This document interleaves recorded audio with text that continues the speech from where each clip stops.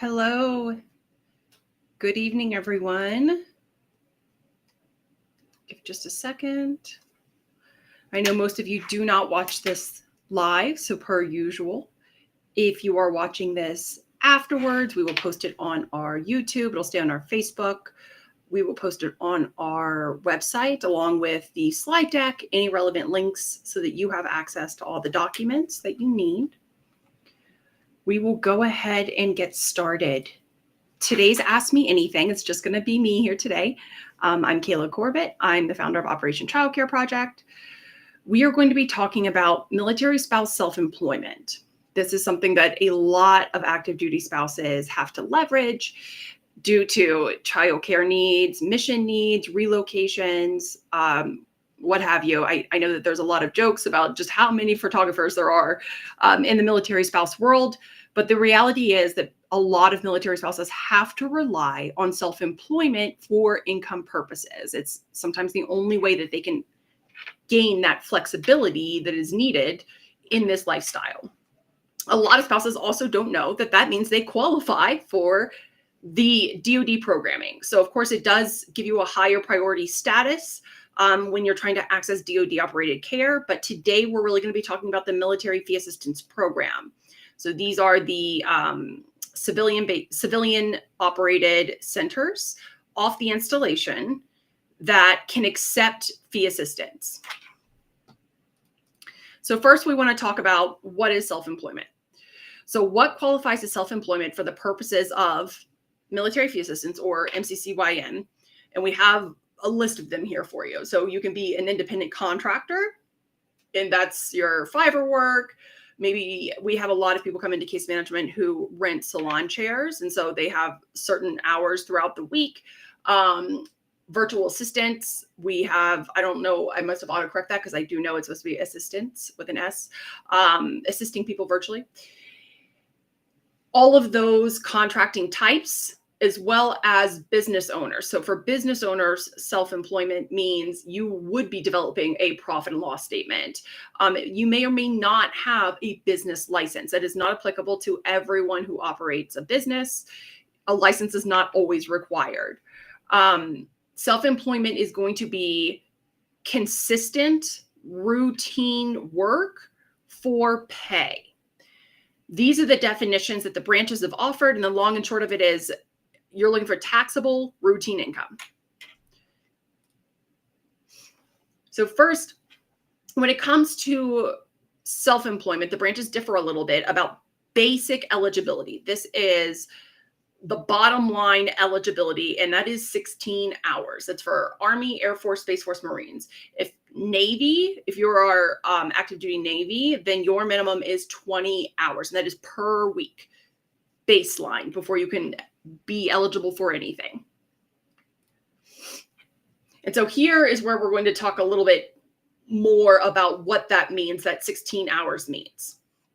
And I've linked the documents related to this slide in the next slide. And while they are dated December 2024, only recently have they been put into that militarychildcare.com website.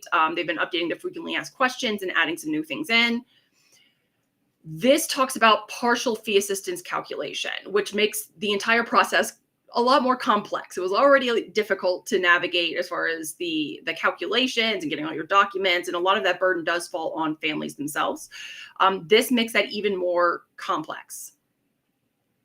If you have utilized military fee assistance, you get a certificate, and there is a rate listed on that certificate, the rate that you are paying.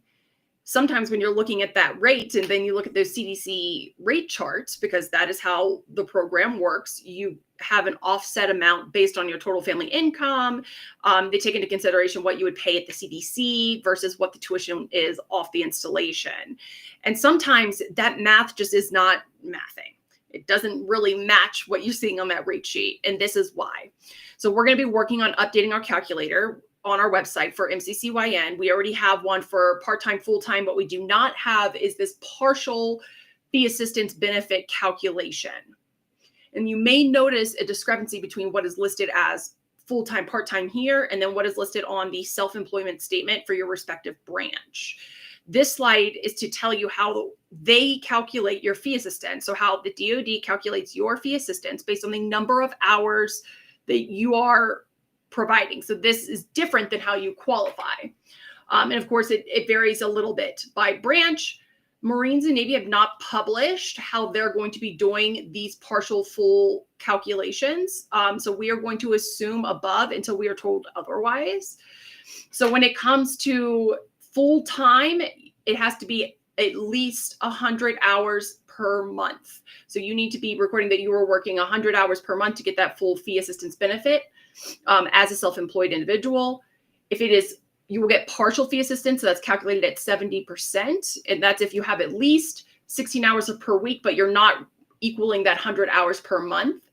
And then the part-time, so that's where we see that lower rate cap, that $900 instead of $1,800 rate cap, is the 16 hours per week. And this is for calculation purposes. And as I said, we will update our calculator. So the documents piece, this is what I mentioned on the previous slide. Everything is linked here and will be put onto our website as well.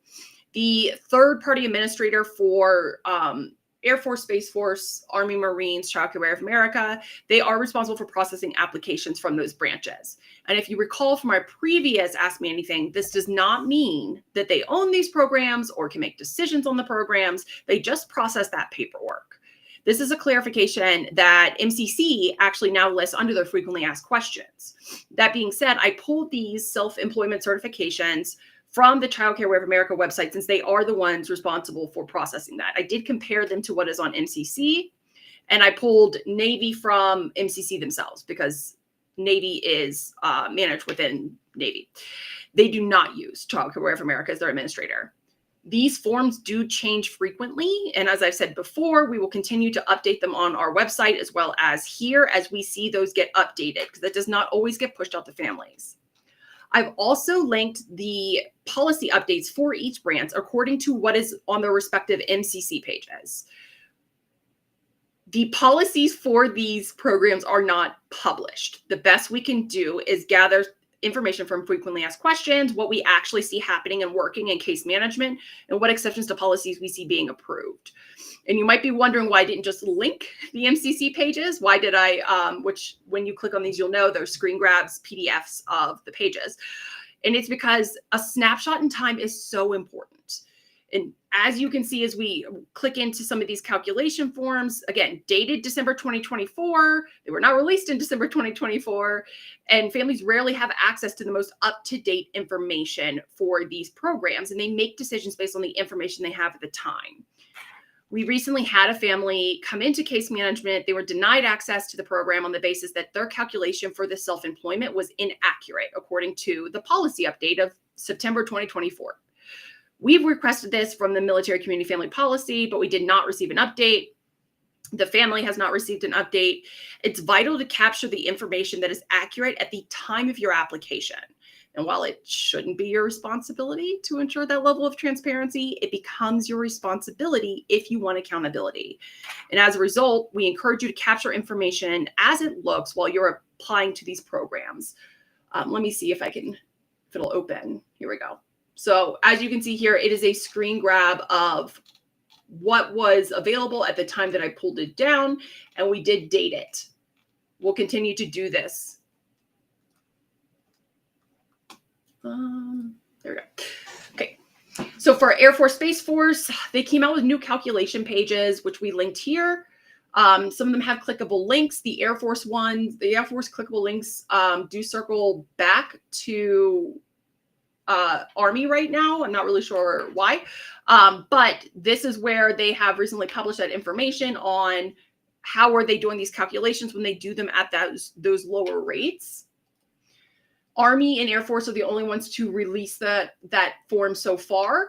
Army, in addition, does have an update on their policies page where they also talk about different aspects of what qualifies as full-time, what qualifies as part-time, and also gave some definitions for substitute teachers and for on-call employees, because again, it's very nuanced. It's not really a situation that fits everyone.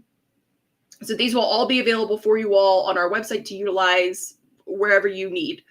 Okay. I don't think it'll let me get back into it. That's okay. All right. So what qualifies as income? Military spouses have had to be very creative when it comes to their employment over the years. This is not an exhaustive list by any means, but I wanted to add it here for employment purposes anyway. We hear from families who work for their parents' business in the summer, in between school, sometimes in the winter, as a way to continue qualifying for fee assistance. Because in case you don't know, if you are a full-time student and you are utilizing fee assistance as a student, you do not get fee assistance for those breaks. So those few weeks of winter, those 12 weeks of summer, none of those qualify. But of course, you cannot exactly pull your child out. The chances of getting them back in and reapplying is very slim, and it's cost prohibitive. Not many people can get full-time employment to fill those gaps. It's just not readily available. It doesn't fit their needs. So a lot of them leverage self-employment to fill those gaps. Recently, we have heard from families who have rental properties in another state. I know this is so common among military families. If you have a rental property in another state that you self-manage, that is counted as income, right? You do have to claim that as income, and you can utilize that for self-employment. We created kind of a loose rule here, just to kind of get you thinking. I have been very impressed by the creativity that I've heard from military families. When I start talking about the self-employment piece and they realize that there are self-employment things they've been doing and they just didn't really recognize that is what they were doing. So if you are being taxed on it and you would have to pay someone else to do it, then it is probably self-employment income. You can look back to those definitions earlier in this slide deck if you want to be sure on it. And we're also always happy to have a conversation on it. Okay, so a demo time. What I want to do really quick, we get a lot of questions in our case management on which documents are or how to fill out the self-employment certification documents.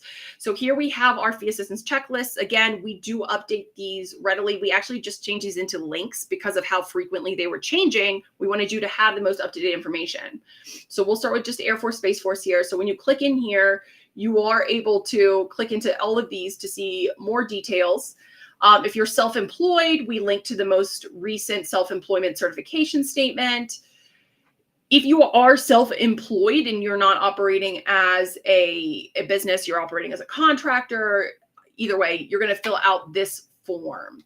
This is for when you do not have pay stubs or you do not have tax documents to demonstrate what you have been doing to earn income. So this is a self-certification that you'd fill out. A lot of families get very tripped up on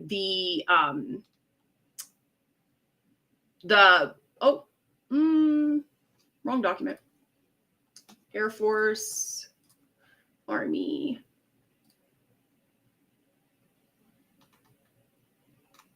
Nope, they're the same. Okay. A lot of families get tripped up on the state where the business is operated and the estimated gross income, especially because sometimes they are a resident of one state, they're resident of Virginia, residing in Texas, but they're working for 3 different people and those are all in different states as an independent contractor. It can get really confusing for families. So what we have been advising families, because we have not heard from anyone on how they should be navigating this, is to utilize the state that you are currently living in, not a resident of, even if you are paying taxes in a different area. That is where you want to calculate your minimum wage for your estimated gross annual income, because you're going to have to do these calculations yourself. The documents that we linked in the previous slide and that we'll link on our website will tell you exactly how they calculate that out. You have to be earning minimum wage for the state that you are operating your business. So I think in Texas, it's still 7 something an hour. So I know this can be really tricky for those who are starting their own businesses. Maybe you're not quite paying yourself yet. And so you're trying to figure out, okay, well, how much would that be for me? Depending on how much assistance you're going to need, you may have to back step your way into it. So if you know you need at least 100 hours a month in order to qualify for that full-time fee assistance calculation, you're in Texas, you're going to have to calculate out that $7, I think 25 cents times 100 to get what your estimated monthly income is in order to then multiply up to your estimated gross annual income. This is also tricky for those who work on commission to have to kind of estimate out about how much that would be and whether that meets that minimum wage requirements or not. If you do have a profit and loss statement, so if you've already operated for an entire year, you can submit profit and loss statements instead in lieu of trying to complete these. Then you also could potentially offer pay stubs. What I will say is that we have had some military spouses who do work under an NDA. And so if they were to offer their pay stubs that would to another entity, it would violate their NDA. They would be disclosing that they do work for somebody. And in those cases, we encourage you to call that out. You have an NDA, you cannot disclose that. However, you're happy to offer your tax documents at the end of the year after they've been processed so that they can see what that income piece is if you cannot give those pay stubs. All right, let me get back to my slide deck for you. As I said, these are all up on our sheet. You can also click into the basic eligibility. We updated our types of spouses documents. Specifically, that self-employed one got updated. So now there's an additional page here that talks about tips by branches and how you're going to be calculating those hours. Again, everything is within this will be on our website, and then these are all linked within our webpage as well. Okay. So as always, if you do get stuck or you need help, please reach out. While we may not have the exact solution, we can get you to the people who do fast. And that ensures that you are never alone in this process. We know it's complex, and we're here to walk alongside of you as part of this. What I want to do before I move over to a question and answer piece is what we love and where we worry. So what we do love about the ability to utilize self-employment for military fee assistance is it does expand access. If military spouses are chronically underemployed, absolutely unemployed at a high rate, especially given our education level. And so the ability to leverage fee assistance for self-employment, it means a lot. It really, I think, sparks the entrepreneurial spirit of this community. We love that it creates career portability. We frequently hear about the Spouse Licensure Act to allow licenses to cross across the different states so that you don't have as much of a burden. I know that is needed for some military spouses in their careers, in their businesses, but there are a lot of military spouses who do not need a license. And one of their big issues when it comes to portability of being able to maintain or grow their business is they don't have those support systems in place in order to dedicate time to it. They don't have childcare. They don't have the healthcare, the mental health care that they need in order to stay focused and get back into their work after having these huge transitions. So it does open up opportunities for career portability. It also offers up opportunities for flexible work hours. We have quite a few spouses who leverage off-hour shifts in order to meet the demands of just military life. The ability to leverage fee assistance ensures that they also get some time to themselves. We heard a lot of spouses before they knew that they could have this military fee assistance for self-employment. They said, yeah, I would watch my child all day and then I would work all night. That way my service member was home and they could take care of the child. And, it came down to, when do you sleep? When do you take care of you? So this does allow for some flexibility in those workouts. It's not as extreme. So now they could, with fee assistance, be able to afford childcare during the day to run and operate those businesses. And then the areas where we worry, there are confusing business operation requirements. We still see these coming in emails with families when they're going through the process, being asked to provide a business license for things that don't require a business license, being told that they need to meet minimum wage requirements from the state that the income's coming from versus the state that they're taxed in versus the state that they're living in versus the state that they're claiming residency in part of the year. It is very confusing for families, and we have not seen clear guidance on that. It could lead to families losing access to this program simply from a lack of knowledge. The next is net versus gross income. If anyone out there has started their own business, they know that just because your business earns something doesn't mean that you earn something. And that could be really problematic. Sometimes it requires a heavy lift on the family side to educate and to really stick to that point of, no, my business received $100,000 last year, but I sell a product. I only received, maybe 20,000 of that as part of that business. That's all I ended up getting. So again, requires a lot on the family side for them to be knowledgeable on and stay on top of. The third one is, this is consistent across everything, the changing unpublished policies. We still do not get published guidance. We do not get notifications of what the policies are, only that we are not meeting them. So when families come in, they say, I've been told that this is against the policy. And unfortunately, they never get to see the policy. And so it's very hard for them to figure out, what does this look like for them and navigate it. And the last one is, it's a lack of realistic expectations when it comes to entrepreneurship. Entrepreneurship is hard. A lot of businesses fail. This is for a number of reasons, but military families, military spouses in general, do lack local support systems. It's why people keep calling us resilient, because despite all of the things that come our way, we handle it. We say relentless, of course. Entrepreneurship is difficult. It ebbs, it flows. It's not one smooth, swift timeline that everyone is able to operate on and start earning money immediately. And so we do worry that as we are seeing more strict guidelines on what qualifies as that self-employment piece, that it's really going to kind of kill out that demographic who have to leverage self-employment or entrepreneurship to meet their goals. And then the last one is just our questions and final thoughts. Again, I know most of you do not watch this live. Most of you watch it after the fact. If you have any, feel free to send them in, or you can drop them in the comments of any respective area that you have come across this on. We do go back and update it. We had one question come into our inbox.